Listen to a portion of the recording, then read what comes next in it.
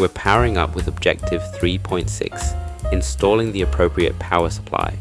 This component is the very heart of your PC, and choosing the right one is critical. But first, the most important rule, safety first. Always disconnect the power source before working inside any computer. So what does a power supply do? Think of it as your computer's internal power plant. Its main job is to take the AC or alternating current from your wall outlet and convert it into the low voltage DC or direct current that your computer's components need to live. To understand its specs, remember the water hose analogy. Voltage, volts, is the water pressure, amperage, amps, is the amount of water, and wattage, watts, is the total work that water can do. A power supply's wattage rating tells you its total power capacity. Power supplies need to handle different input voltages. In the US, wall outlets are around 120 volts AC, while in Europe it's typically 240 volts AC. Older power supplies had a dangerous manual switch to select the voltage. Get it wrong, and you'd get a spectacular failure. Thankfully, most modern power supplies are auto-sensing. The output of the power supply is various DC voltages for different components. Plus 12 volts is crucial for power-hungry parts like graphics cards and hard drives. Plus 3.3 volts and plus 5 volts are primarily for motherboard components, M.2 slots, and RAM. The main connection to the motherboard is a large, keyed 20+4 pin connector, which can fit both modern 24-pin and older 20-pin motherboards. So that's the textbook definition of the 20+4 pin connector. But here's a question. How do you actually apply this in a real-world build?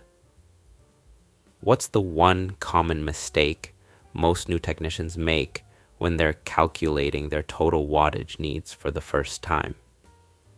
Well, that's exactly the kind of stuff we're breaking down every single day in our new TechVault Academy community hub. It's a free space where we go beyond the theory. For every objective in this APlus series, we're posting daily practice questions, pro tips, and having detailed discussions.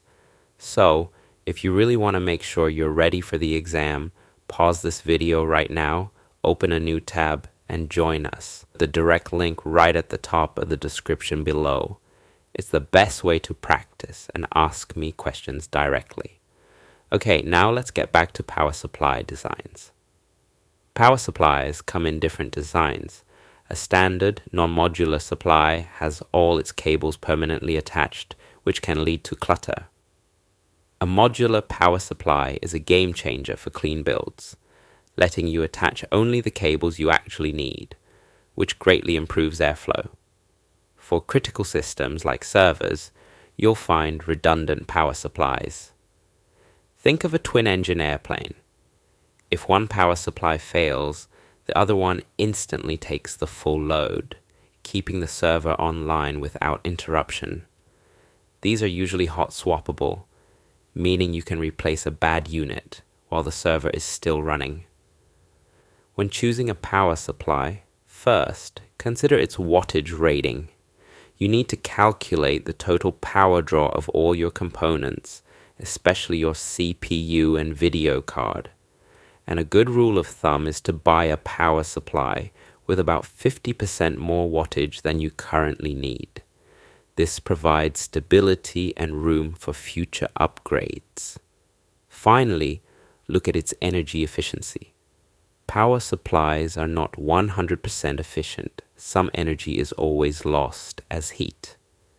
The APlus certification rates this efficiency from 80+ bronze up to 80+ titanium.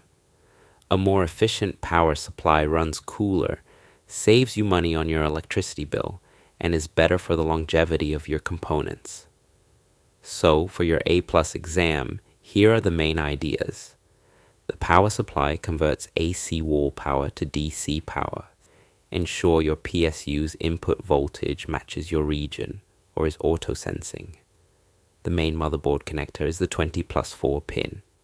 Modular power supplies improve cable management, while redundant power supplies ensure uptime for servers. When buying, choose a wattage rating about 50% higher than your needs, and look for a high 80+ energy efficiency rating to save power and reduce heat. That's a rapid review of power supplies. Thanks for watching TechVault Academy.